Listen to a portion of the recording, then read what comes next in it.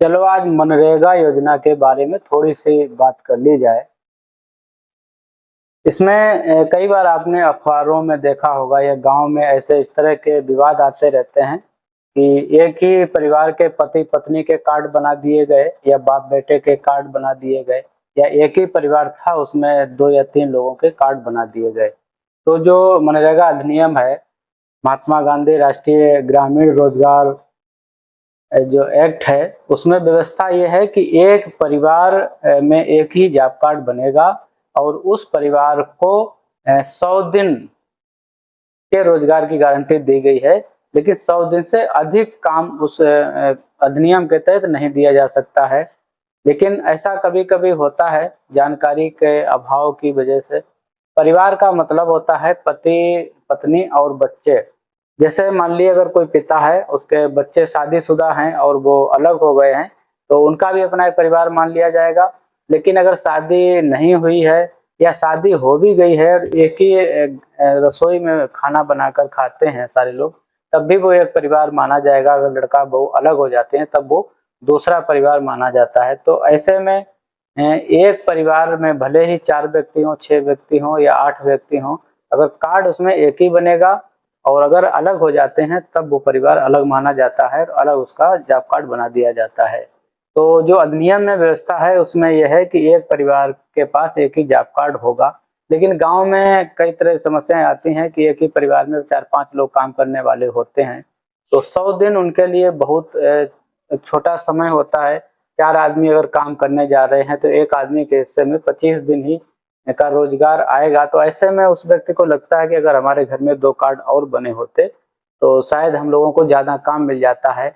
और यही एक कारण बनता है गलती करने का और वही विवाद का बाद में कारण बन जाता है। और उसी विवाद में कई बार सचिवों पर या प्रधानों पे कार्रवाई भी हो जाती है, क्योंकि वहाँ पे अधिनियम का उल्लंघन हुआ होता है। क्योंकि एक परिवार में एक ही जॉब कार्ड होता है, लेकिन कई बार लोग हमदर्दी में या कहने पे एक ही घर में 2 कार्ड बना देते हैं, या एक व्यक्ति के कभी-कभी 2 नाम से कार्ड बना देते हैं। अगर एक कार्ड बना होता है उसी नाम का दूसरा कार्ड, उसी व्यक्ति का दूसरा कार्ड भी बना देते हैं, तो ये गलत है।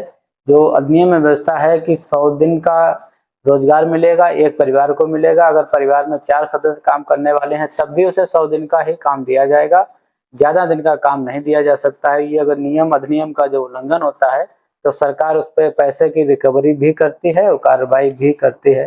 तो ऐसी किसी भी असुविधा से बचने के लिए इस बात का ख्याल रखें। अगर संयुक्त परिवार है तो एक ही जॉब कार्ड होगा। अगर बच्चे अलग हो गए हैं, जो लोग अलग रह रहे हैं पति पत्नी बच्चे, तो उनका जॉब कार्ड अलग बन जाएगा। कई बार पति पत्नी का लोगों ने अलग अलग कार्ड बना दिया, ऐसा भी नहीं होना चाहिए। पति पत्नी का एक ही कार्ड होगा, 2 नहीं हो सकते। 2 कार्ड अगर बनते हैं तो वो गलत है। हालांकि सरकार को इसमें संशोधन करना चाहिए कि एक परिवार है जिसमें 6 लोग 5 लोग काम करने वाले होते हैं, तो ऐसे में जब 5 लोग काम करेंगे तो उनके हिस्से में 20 दिन ही रोजगार आएगा केवल एक व्यक्ति के हिस्से में। लेकिन फिर 20 दिन बाद वो कहाँ जाएगा, तो इसलिए वो वहां से फिर पलायन कर जाता है, दूसरी जगह काम करने लगता है। तो ये छोटी सी जानकारी थी आपके लिए। तो इस बात का आप ध्यान रखिएगा कि आप डबल कार्ड ना बनवाएं, आपके सामने समस्या उसमें खड़ी हो सकती है। परिवार के लिए एक कार्ड है, परिवार में भले ही 2 व्यक्ति हों, 4 व्यक्ति हों, 6 व्यक्ति हों, अगर वो अलग अलग हो जाते हैं तो अलग परिवार मान लिया जाता है। पति पत्नी का परिवार अलग माना जाता है। तो परिवार की जो परिभाषा है सरकार के हिसाब से वो यही है। तो और जॉब कार्ड भी परिवार के में ही जारी होगा और उस परिवार को 100 दिन के काम की गारंटी सरकार द्वारा जो एक्ट के माध्यम से दी गई है, तो उसका आप उपयोग करें। मनरेगा से संबंधित कोई सवाल आपका है तो आप पूछ सकते हैं टिप्पणी में।